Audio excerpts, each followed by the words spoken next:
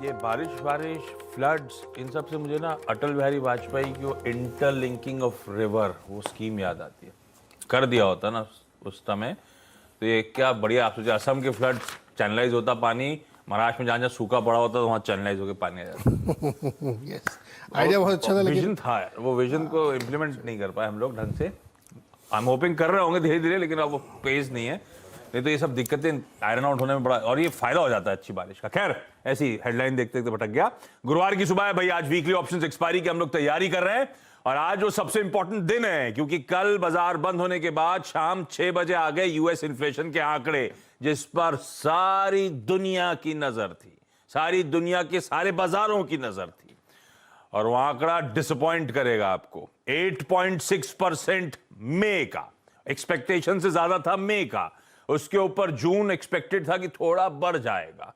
पोल कह रहा था 8.6 वाला बढ़ के हो जाएगा 8.8, पहुंच गया है 9.1 पर। सारे एक्सपेक्टेशन से ज्यादा वो महंगाई का आंकड़ा आता हुआ। इस एक आंकड़े पे आज सारे इक्विटी मार्केट्स को हमारे भारतीय बाजारों खुलने के बाद करना है रिएक्ट। तो इसको थ्रेड बेयर समझेंगे। अभी नीरज जी से बगल में बैठे हैं, थोड़ी देर बाद डीबीएस की सिंगापुर से इकोनॉमिस्ट जुड़ेंगी, डायरेक्टर जुड़ेंगी, राधिका राव, उनसे 8 बजे इस पे फिर से बातचीत होगी क्योंकि आज यही सबसे इंपॉर्टेंट आंकड़ा है। इस 9.1 के नंबर को समझने की बहुत जरूरत है। खैर, इस 9.1 के नंबर का रिएक्शन ऐसे इक्विटीज में ऐसा नहीं हुआ कि बहुत ज्यादा नीजर्क हुआ। थोड़ा बहुत इक्विटीज को प्रिपेयर कर दिया था यूएस ने, ऐसे वैसे जैसे भी। तो कल यूएस में 2 तिहाई भी क्यों कहूं, दिखाई जरा तीनों बेंचमार्क्स। नैस्डैक तो फ्लैट था, एसएनपी आधा और डाउ 2/3% का दबाव दिखा रहा था। तो ऐसा ये जरूर था कि हाई से करेक्ट होके बंद हुए वहां के बाजार। हाई से नहीं बल्कि लो से एक्चुअली रिकवरी हुई। ये 500, 450, 500 पॉइंट दबाव था, शायद 208, 200 पॉइंट के आसपास की कमजोरी के साथ यूएस बंद हुआ है। तो ठीक है, ऐसा कोई बहुत ज्यादा खराब रिएक्शन उन नंबर्स पे नहीं आया। और आज सुबह के फ्यूचर्स लेकिन फिर से दिखा रहे हैं कि इतनी कमजोरी और आनी है। आधे से 2/3% के दबाव के साथ फ्यूचर्स आज फिर से सुबह कामकाज करते हुए आपको नजर आएंगे। तो ये वीकनेस डाइजेस्ट करनी है। और हम लोग जब कल क्लोज हो रहे थे, यूएस के फ्यूचर्स इन ग्रीन थे। थोड़ा सा वो मामला गड़बड़ा गया, तो हमने जो छोड़ा था और कहां खड़े हैं वो करेक्शन तो काफी ज्यादा है डाउ में 400 पॉइंट के आसपास का। पर लकीली अब तक एशिया और अब तक एसजीएक्स निफ्टी ऐसा कोई बहुत ज्यादा पैनिक रिएक्शन नहीं दिखा रहे हैं। एसजीएक्स निफ्टी कह रहा है हम 30, 35, 40 पॉइंट शायद दबाव के साथ आज कामकाज की शुरुआत करेंगे। एशिया में भी 1/3, आधे % इस तरह की कमजोरी के साथ बेंचमार्क ट्रेड करते हुए आपको नजर आएंगे। तो ये है उस इंपॉर्टेंट आंकड़े का इनिशियल रिएक्शन। इनिशियल इसलिए कह रहा हूं कि अभी तो खैर डे प्रोग्रेस करेगा, तो देखते हैं हम दिन के दौरान किस तरह से मूव करते हैं। डाउ फ्यूचर्स कल तो पोजीशंस होंगी, कटी होंगी उस डेटा के बाद, इसीलिए कल की वोलेटिलिटी पे ज्यादा रीड नहीं करना चाहिए। आज के फ्यूचर्स की चाल दरअसल सिग्नल करेगी इक्विटीज का मूड माहौल। इसीलिए इक्विटीज में जो दबाव आ रहा है उसको जरा वॉच आउट करिएगा आज सुबह के फ्यूचर्स में। खैर, मूड कैसा है नीरज जी समझेंगे। मूड कैसा है, क्या मूड, आंकड़े तो डरावने वाले हैं। तो ये आंकड़े कैसे हैं, इनकी इंटरनल्स क्या कहते हैं, इनसे बातचीत। मानस इस पूरे इंपॉर्टेंट वीक हमारी मदद कर रहे हैं। वो जिस दिन हमने देख लिया था कि इस तरह के इंपॉर्टेंट आंकड़े आने, मानस से स्पेशल रिक्वेस्ट कर दी थी कि भाई साहब सुबह सुबह उठ जाइएगा आप। तो मानस लकीली पूरे हफ्ते हमारी बढ़िया तरीके से मदद कर रहे हैं और हजदा जुड़ेंगी जो बताएंगी तमाम इंपॉर्टेंट स्टॉक्स इन न्यूज। भाई तो ये 9.1 मतलब ऐसा होता था पहले तो 10 में से जितने ऊपर आंकड़ा है अच्छा माना जाता था। अभी इसमें कोई दिक्कत है कि 9.1 में कोई दिक्कत नहीं। बाइडेन साहब क्योंकि व्हाट्सएप ने तो कहा था 10% के ऊपर जाएंगे, 10.2 तो रिलीफ है। बाइडेन साहब ने कह दिया तो बात ही खत्म हो गई ना, पीरियड। क्या कह रहा हूं? उन्होंने कहा कि ये आउटडेटेड नंबर है, इसको क्यों देख रहे हो, जून एक वाले महीने से नंबर गिर रहा का फिर इंतजार करें। अगस्त में देखा जाएगा। तो उन्होंने तो ऐलान कर दिया है। एनर्जी और फूड प्राइसेस ने सबसे ज़्यादा बढ़त दिखाई है। और पिछले बार तक जो नंबर थे उसमें हाउसिंग रेंट, फ्यूल और ये अपने फूड, ये सब बढ़ते थे। इस बार सारे सेक्टर्स में हाइक है, इंक्रीज है, लेकिन उसमें से हाईलाइट है एनर्जी और फूड, और वही दिख भी रहे थे। तो ये नंबर एक्चुअली बहुत ज़्यादा है और मार्केट इसको लार्जली डाइजेस्ट कर चुका है एक्चुअली। अभी तक क्या हो रहा था, वो पॉवेल साहब आए थे, हमें तैयारी कर रही थी आधे टके या 75 बेसिस पॉइंट्स उसके बीच की वो कह के गए थे। इस आंकड़े से क्या एक की तरफ बढ़ रहे हैं क्या एक हम? बिल्कुल कंफर्म ये 1%। ये जो हल्का हल्का प्रेशर दिख रहा है इसको रिलीफ नहीं माने, ये ऐसा ये अभी यहाँ से नहीं, लेकर जुलाई देखिए- तक दिक्कत आ सकती है। देखिए 1% करना इसलिए मजबूरी है क्योंकि अगर माल किसी भी कारण से हो एक और सेक्टर उनका तो डिमांड सही है। डिमांड से है, और अगर ये इसी तरीके से बढ़ता रहा तो फिर आप वो टारगेट ला ही नहीं सकते कभी, इस साल कंट्रोल में नहीं आएगा। तो 1% बढ़ेगा, इस पे अब कंसेंसस है। सभी एनालिस्ट कह रहे हैं कि 1% होगा। वो जो 75 बेसिस पे वो तो भूल गए लोग, बात ही नहीं करते उसकी अब। तो 1% का टारगेट है जुलाई में, उसको कंट्रोल करने के लिए ये आएगा। दूसरा मुझे लगता है कि बाइडेन साहब की बात को एकदम मजाक में नहीं लेना चाहिए। कुछ कुछ उनकी बातों में सच्चाई है, लेकिन अलग से कोई एक सेक्टर आके आपका खेल बिगाड़ देता है। दो सेक्टर हैं जो मुश्किल कर रहे हैं। एक हाउसिंग वाला अभी भी ठंडा नहीं पड़ा है, रेंट वेंट वाला मामला। हाँ, रेंट का, हाउसिंग प्राइसेस के, और जॉब मार्केट। जॉब मार्केट अगर आपका ठंडा नहीं पड़ेगा ना, तो भाई आपकी तनख्वाह बढ़ा रहा हूँ तो आप महंगाई बढ़ा रहे हैं। नहीं, मैं तो सेविंग करूंगा, बढ़ा के देखो। सेविंग करोगे तो बैंक लोन देंगे, लोन देंगे तो फिर घूम के वैसे आएगा। ऐसी दिक्कत होगी तो मैं निकाल के घर पर रख लूंगा, आप दो तो। अरे कैश में दो, कैश में बैठो छापा पड़ जाएगा। अरे यार अब सैलरी जस्टिफाई करेंगे अभी क्या जॉब मार्केट को ठंडा होना अच्छी वैसे पड़ेगा। आया तो खर्चा तो लगाम रख रखिए, छोड़ वही हो देंगे रहा तो है। खर्चा कर लेंगे। तो ये जो जॉब मार्केट है ना, इसको थोड़ा ठंडा करना पड़ेगा, और हाउसिंग को, तब इन्फ्लेशन नीचे आएगा। ये बड़ा ये कैश 99 है। जॉब मार्केट ठंडा करूंगा, नवंबर मिड इलेक्शन पड़े मेरे सामने, फंस जाएगा मामला। मैं वो भी नहीं चाहता। मैं चाहता हूँ ये भी रहे और वो भी ठंडा पड़ जाए। दोनों एक साथ नहीं हो सकते, और वही तो फंस रहा है। क्योंकि अगर आप जॉब मार्केट ठंडा नहीं करना चाहते इलेक्शन की वजह से, तो ये महंगाई इतनी भयानक है ना कि वो चुनाव हार और जाएंगे, साजत करेगी, हार जाएंगे चुनाव, एकदम पक्का है। तो इसलिए वो थोड़ा सा ठंडा करना पड़ेगा। इसलिए बहुत मुश्किल में है, फेड के सामने समझ में नहीं आ रहा क्या करे वो। तो इसलिए 1% तो आप मान के चलिए। अभी और आगे डिटेलिंग हम लोग करेंगे इसमें, लेकिन 1% ही होगा। और इस बीच कनाडा ने कर दिया, अरे एग्रेसिव रेट हाइक कर दिया, कोरिया ने कर दिया, न्यूजीलैंड ने कर दिया, तो ये सिंगापुर ने भी कर अब ये सिलसिला शुरू हो गया। अब फेड पीछे नहीं रह सकता। एक्चुअली फेड की प्रॉब्लम क्या है ना, ये चेज कर रहे हैं, अहेड ऑफ द कर्व होना पड़ेगा। चेज करोगे कुछ नहीं कर पाओगे। तो हम तो ट्रांजिटरी मान रहे थे ना, तो हम क्या करें, हमारे फंडामेंटल गड़बड़ा गए थे, बेसिक प्रोमाइज गड़बड़ा गए थे। हाँ, बेसिक प्रीमाइज है, और अभी भी चेज कर रहे हैं। आप गर्म तवे पे एक एक बूंद पानी डालते रहिए सुबह शाम तक, कुछ नहीं होने वाला है। एक जग पानी डालिए तो ठंडा होगा वो। ये इनको करना पड़ेगा 1%। पर उस एक जग से हम भी भीग जाएंगे। हाँ, वो तो तय है, भीगेगा आप। भीगना तो आपको भी है। आप करेंसी अपनी देख लीजिए। आज देखिए करेंसी क्या हाल होता है आपका। आज करेंसी का हाल, और ये खैर अपनी करेंसी अपने हालात, ये सब बात करेंगे। अब सुबह सुबह की तैयारी के लिए इतने ग्लोबल क्यूज काफी, लेकिन 8 बजे जब हम लोग डिटेल में चर्चा करेंगे तो और भी इसको और डिस्कस करेंगे डिटेल में। ठीक बात, ये है ग्लोबल सेटअप भाई। पर लकीली अभी भी हम 1/4% की ही कमजोरी दिखा रहे हैं। पर मानस ये हफ्ता वैसे दिक्कत, ये back to back third straight trading session हो गया कहने के लिए। हम वीकनेस के साथ ही निफ्टी पे बंद हुए और धीरे धीरे रिट्रेस कर ही चले जा रहे हैं। क्या लगता है मानस, अब 16,000 के नीचे की लाइफ कैसी, क्या लेवल्स को वॉच आउट करूं, आज के सेशन के लिए अप्रोच कैसे करूं? Good morning Ashish ji, good morning Neeraj ji.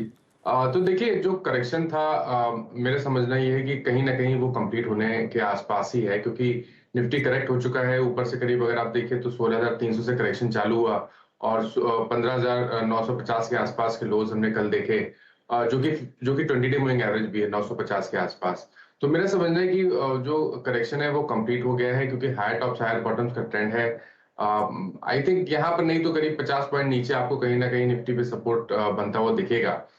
तो बिल्कुल एक चीज तो बहुत क्लियर है, कल भी मैंने ये चीज मेंशन की थी कि शॉर्ट नहीं रहना चाहिए मार्केट में अब, कम से कम। लेकिन खरीदारी करने के मौके अब तभी होंगे जब अगर हम केवल आज की बात करें तो 16,050 के स्तर ध्यान रखिए। अगर आज 16,050 के ऊपर निफ्टी सस्टेन करता है 15 मिनट, तब आपको खरीदारी करनी है, उससे पहले खरीदारी नहीं करनी है। उस केस में 15,990 के स्टॉप लॉस से खरीदारी करिए 16,150 के टारगेट के लिए। और बिकवाली तब करेंगे जब 15,890 का लेवल आपको देखे, उसके नीचे निफ्टी ट्रेड करना शुरू करे।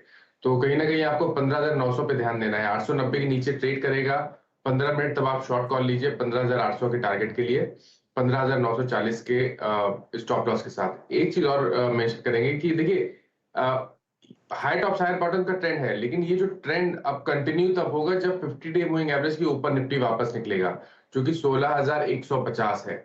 तो अगर 16,150 के लेवल्स ब्रेक होंगे तब आपको फिर से 100 डे और 200 डे मूविंग एवरेज के आसपास के लेवल्स देखने को मिल जाएंगे निफ्टी में। तो फिलहाल के लिए मंदी नहीं करनी है ज्यादा एग्रेसिव होके, और लॉन्ग कॉल केवल ब्रेकआउट पे 16,050 के ऊपर लेनी है। और देखिए बैंक निफ्टी भी अगर आप जो रीसेंट रैली थी उसको देखें तो अभी भी 38.20% करेक्ट नहीं हुआ है। कल एक बहुत ही अहम सपोर्ट जो कि 34,900 का था वो ब्रीच जरूर हुआ है, लेकिन हो सकता है आपको यहाँ पर करीब 100-150 रुपए की गिरावट और देखने को मिले, लेकिन कहीं ना कहीं यहाँ पर भी आपको बॉटम बनता हुआ दिखेगा जल्द, क्योंकि यहाँ पर भी हाई टॉप हायर बॉटम का ट्रेंड है। तो बैंक निफ्टी में आज की के लिए रणनीति ये रहेगी कि 35,100 के ऊपर सस्टेन करेंगे तब खरीदारी करेंगे, 34,900 के स्टॉप लॉस से 35,500 के टारगेट के लिए बिकवाली करेंगे 34,590 के नीचे। 34,590 के नीचे फिसलेगा तो 34,810 के स्टॉप लॉस से बिकवाली करेंगे 34,300 के टारगेट के लिए। बढ़िया। तो फिर से बहुत बड़े तरीके से लेवल्स आपकी स्क्रीन पे। कल भी जो लेवल मानस ने कहा था on the way down side breach होगा तो प्रेशर माउंट होगा 70-80 पॉइंट का, ऑलमोस्ट उसी तरह की कमजोरी हमने स्क्रीन पे प्ले आउट होती हुई देखी थी। आज के लेवल्स भी मार्क करके रख लीजिए। 16,050 के ऊपर अगर ट्रैवर्स करना शुरू करे, ओपनिंग ट्रेड में पहले 15 मिनट में वो लेवल्स डिफेंड कर पाए, उसके ऊपर चले गए तो निफ्टी में खरीदारी, और खरीदारी ले जाएगी 16,150 की तरफ। पर मानस कंडक्टोन यही कह रहा है कि शायद जो करेक्टिव मूव्स आए 16,250 16,300 से हम जो करेक्ट हुए हैं वो करेक्शन शायद अपने कंप्लीशन की तरफ बढ़ रहा है। यहां से बहुत ज्यादा डाउनसाइड नहीं, यहां से सेल साइड की पोजीशन नहीं खोलनी है, पर 16,050 वॉच आउट करना है। On the way down in case 15,890 के नीचे स्लिप हुए तो सेल और 15,800 के टारगेट्स। बढ़िया। मानस लौटता हूं ट्रेडिंग बेट के लिए। हर्षदा, आज के इंपॉर्टेंट स्टॉक्स की न्यूज। Good morning. मॉर्निंग आशीष। माइंडट्री और ये एक आईटी कंपनी है जहां पर परफॉर्मेंस अच्छा रहा है। तो इस तिमाही में हमने देखा है डॉलर रेवेन्यू में करीब 4% तक का इजाफा दर्ज हुआ है। क्लोजर टू $400 मिलियन के आसपास कंपनी ने लेवल पोस्ट किया है और मजबूत आंकड़ा है डॉलर रेवेन्यू टर्म्स में। दूसरी तरफ कांस्टेंट करेंसी ग्रोथ आप देखिएगा 5.5% पर रही है, जो भी आप मजबूत ही कहेंगे। मुनाफा हल्का सा फ्लैटिश रहा है, हल्की सी गिरावट 471 करोड़ के आसपास आंकड़ा आया, लेकिन एबिटा मार्जिन देखिए 19.2% पर आए हैं। अनुमान था कि शायद ट्रिम होकर 18.4% पर रहेंगे, तो अनुमान से बेहतर दरअसल मार्जिन परफॉर्मेंस कंपनी ने पोस्ट किया है। अब कंपनी कह रही है कि डील विंस रिकॉर्ड हाई पर है Q1 में, लगभग 46% तक का इजाफा यहां पर दर्ज होता हुआ दिखाई दिया है। Quarter on quarter, year on year और लगभग 13% तक की वृद्धि देखने को मिली है।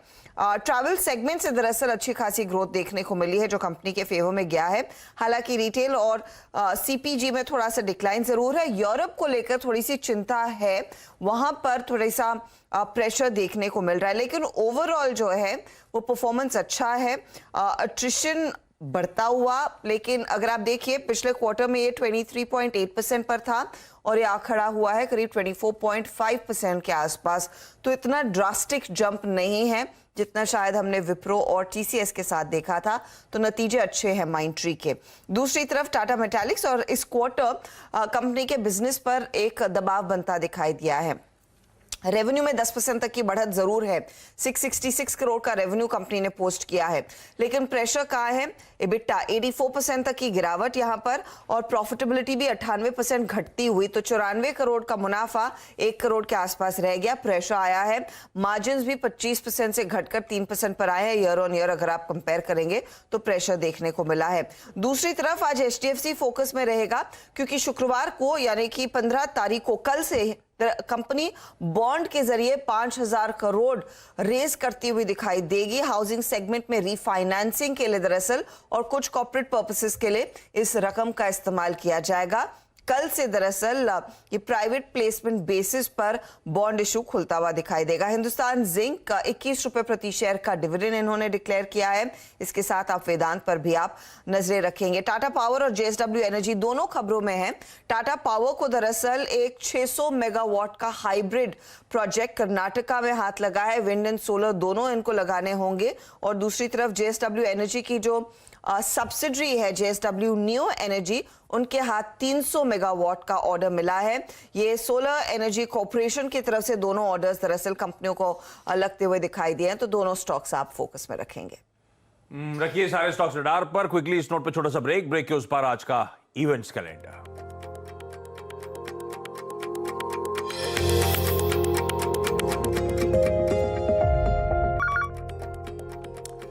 ब्रेक के बाद आपका स्वागत है। क्विकली आज का इवेंट्स कैलेंडर। भाई आज तो वीकली ऑप्शंस एक्सपायरी की तैयारी, एक रिजल्ट हेवी डे है। पहले तो माइंट्री, टाटा मेटालिक्स जैसी कंपनीज के नंबर्स जो कल आने थे उस पर रिएक्ट हम करेंगे क्योंकि रिजल्ट बाजार बंद होने के बाद आए। आज काफी सारे नंबर्स हैं, कुछ इंपॉर्टेंट नाम ले लेता हूं। ACC, Larsen and Toubro, Infotech, Tata Elxsi, Angel one, Tata steel long products, इन सब के नंबर्स आ जाने। आज हमारा WPI होलसेल इन्फ्लेशन का आंकड़ा दोपहर 12 बजे आएगा। कई सारे एक्स डिविडेंड्स हैं, उसमें नहीं जा रहा हूं, लंबी लिस्ट है जिसमें सिर्फ एक बॉश मेंशन कर रहा हूं। 210 रुपए का आज एडजस्टमेंट होगा फाइनल और स्पेशल डिविडेंड मिलाकर। आज सिंगापुर के जीडीपी आंकड़े, जापान का IIP, जर्मनी का WPI, यूएस के जॉबलेस क्लेम्स, अब दूसरा इंपॉर्टेंट आंकड़ा वो आना है। इन सब के बीच में यूएस में इकोनॉमिस्ट, गवर्नर और मेंबर जो है फेडरल रिजर्व के, क्रिस्टोफर वॉलर, उनकी एक स्पीच लाइंड अप है। कल के इन्फ्लेशन आंकड़ों के बाद स्ट्रीट बहुत क्लोजली इस स्पीच को अब मॉनिटर करने वाली है। आज से यूएस में जो शुरुआत में हफ्ते की एनर्जी कह रहे थे ना, बैंक्स की अर्निंग सेकंड हाफ में आनी इस हफ्ते की, आज दरअसल जेपी मॉर्गन चेज, आज मॉर्गन स्टैनले, इस तरह के इंपॉर्टेंट बैंक्स के नंबर्स यूएस में आएंगे।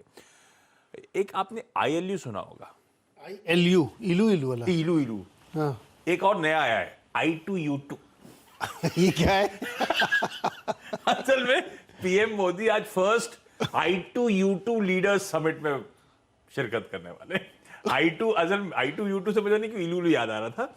इंडिया, इजराइल, UAE और USA, I2U2। अच्छा, मैं 2x2 से थोड़ा सा कनेक्ट कर रहा था। I2 मतलब तो नाम अच्छे से ढूंढते हैं। I2U2 लीडर समिट है भाई आज। पीएम मोदी इसमें होंगे, बाइडेन साहब भी साथ में होंगे।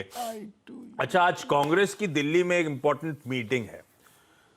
ज्यादातर कई सारे स्टेट्स में सेटबैक के बाद वो जनरल सेक्रेटरी, स्टेट इंचार्ज, प्रदेश कांग्रेस कमेटी, फ्रंट ऑर्गेनाइजेशन के हेड सारे सब मुलाकात करने वाले हैं, कैसे वापस रीसेलेक्ट किया जाए। खैर, इन सब के बीच जाते थे एग्जिट निफ्टी दिखा दीजिए हल्की कमजोरी के साथ। ठीक है, 1/4% के हल्के दबाव के साथ शुरुआत होने की इंडिकेशन। ब्रेक के उस पार सीधा सौदा। नमस्कार।